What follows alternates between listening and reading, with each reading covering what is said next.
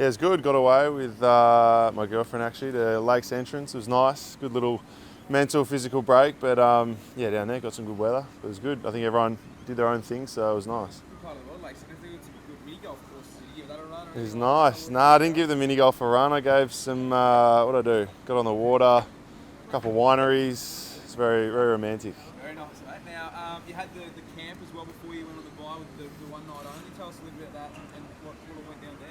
Yeah, it was good. It was just, we saw it as a good opportunity to get together as just players, the playing group, go down there, not chat about footy. It was just a good time. We could go down, have a quiet beer together, because it was the break, and yeah, just saw it as a good opportunity to have a little team bonding session. It was good fun. Went down to up in country past Shepparton, and just had a night there, swagged out. It was really good fun. Who relishes those sort of situations and takes the lead? To be honest, I reckon everyone was relishing just a chance to get together and yeah, have a good time with one another. There's a couple of boys that run the show down there, but yeah, I think it was good. Everyone can just be themselves around each other in this team, which is what makes it a good environment to be around and come to work every day. So yeah, it makes those things good fun. You said you didn't talk much about footy. Is that a nice little refresher? I mean, there's been a few storylines floating around North Melbourne this season. Good to sort of get away from that and reset. Yeah, no, I think it's just like mid-season, and obviously we haven't had a great year result-wise, so it's good. It was a good opportunity for us to just like reset, and then yeah, have a mental break and be fresh to attack the second half of the year. But I think yeah, it came at a good time for us. We can put a lot of the stuff we've been dishing up sort of behind us a bit, hopefully. But yeah, it was a good chance just to relax a bit more and take your mind off it, because we've been working really hard week in, week out as a playing group, and yeah, it was good to have a break. Picture yourself when you were 18 and first come down to the club. You would have been allowed to go about your business without too much media attention or scrutiny. Can you imagine what it's like for Jason at the moment to have his every move sort of looked at fairly closely? Yeah, it'd be hard. I was picked like 73, so it wasn't actually too much pressure on me. But being picked one, there's all this added pressure, and I think like we just got to remember he's 18-year-old kid. He's come from interstate. It's hard. He's away from his family, but the way he sort of is around the club, I don't know. They've been harsh on him, I reckon. Yeah, we've embraced him as a club. He's embraced us. He's working hard, training hard. He's good. He's a great player to have in the team because he's so passionate. Sometimes that comes out in game, but it's from the passion he has for playing and the standard he wants to bring to the team. So yeah, I haven't really had to deal with that sort of pressure, but I think he's going about it all right for the age that he is. Yeah. You can understand how that sort of frustration may have boiled over in that game a couple weeks ago. Oh yeah, we're all trying to get better and demand things from each other. Just because we're such a young group, we need to raise the standards somewhere. We don't have a lot of veterans, so it's a matter of the younger boys as well coming up to match the older guys in the team and the standards we're trying to create. So those conversations on the field, sometimes they have to be a bit more heated because you're in the game. You got the talk about having like a red head and a blue head, so like being really calm and being a bit more aggressive with the way we talk to each other, which on the field sometimes it needs to be like that because you just need to get a message across. So yeah, it's easy to take a snippet from upstairs and everyone's chilling out and just chatting about the game, but like when you're on the ground, you're like it's a full-on game. So sometimes those conversations are necessary. Does it feel like this weekend against the Crows, of course, if you're going to every game feeling like you can get a victory, but this one down in Blunston where you do typically play quite well, this one you can circle and go, we can finally get back on the list?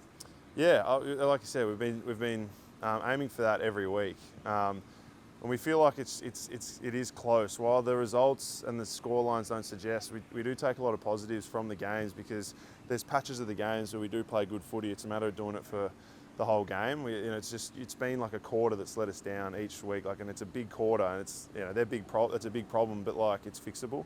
So we find that it's one game away and then it clicks, and then we just need to click on game day from the start, put together 4 quarters, which we're working hard to do, and then we can gather some momentum and confidence because that's what a young list sort of thrives off really.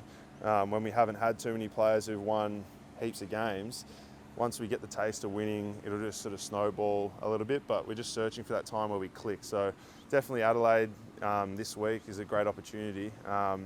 But they're a quality side when they're up and going as well. So we know it's going to be a tough day down there. But yeah, we like playing at Blundstone, so it's a good shot for us.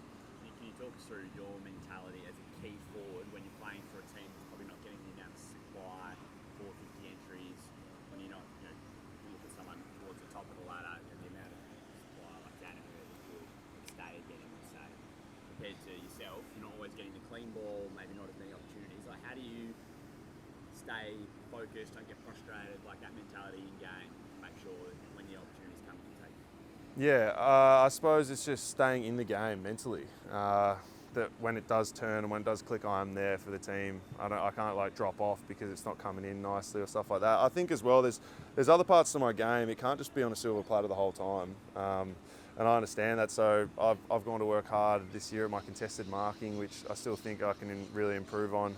Hasn't really been up to scratch this year, which I could have impacted games for us a bit more if I was a bit better in that area. But yeah, obviously it is nicer for a forward when it's coming in more and nicer. But it's the same down back. The backs are under pressure this year because the ball's coming in real quick. But we've got a really young midfield, so and it's going to make it all the sweeter when we do turn because yeah, like I said, it's tough now, but when it does turn, it'll make it sweeter and everything will click. It's just a matter of the team clicking together. There's that vision against GWS where they had a lot of ball down back on contested marks, and you can just see you're running from contest to contest, manning the mark, trying to close off space. Are you cooked when you actually get the ball back? Yeah, well, yeah. Forwards feel like they're down there not to defend, but you have to defend a lot in the forward half. That's where a lot of the games played, trying to play forward half footy. So it is hard work. I mean, GWS used the ball very well across half back. But yeah, it's nice having a few more tickets on offense, no doubt. But when it's required, it's part of the role these days as a forward is like you actually you defend first to win the ball back, and then it gives you a spot to be in a position. So it's all part of the role, really. And just quickly, has Boomer going? Is a bit of swagger about him? Yeah, the chest was a little bit out. Didn't get back to me after I texted him, actually. He said he had 100 odd texts. But no, he's good. Legend of the club. It was I don't know, it was special for me and all of us to be able to sort of congratulate him properly upstairs. Obviously, he's just a legend of the club down here, giving back to the club as a past player, which I love from him. He's here in the hard times, so. And yeah, it was awesome being able to reward and celebrate and hear what Dennis Pagan had to say about him and some legends of the club come down. Yeah, to get around him, it was great. Good mate Cam's out of contact in the end of the season. Can you understand his desire to sort of wait and see how things do play out this season in the direction of the club? There's no doubt that I'm sure you'd like to be alongside him forward line for years to come. Yeah, I mean, it's his business really. What he wants to do with his contract. I know he loves being down here.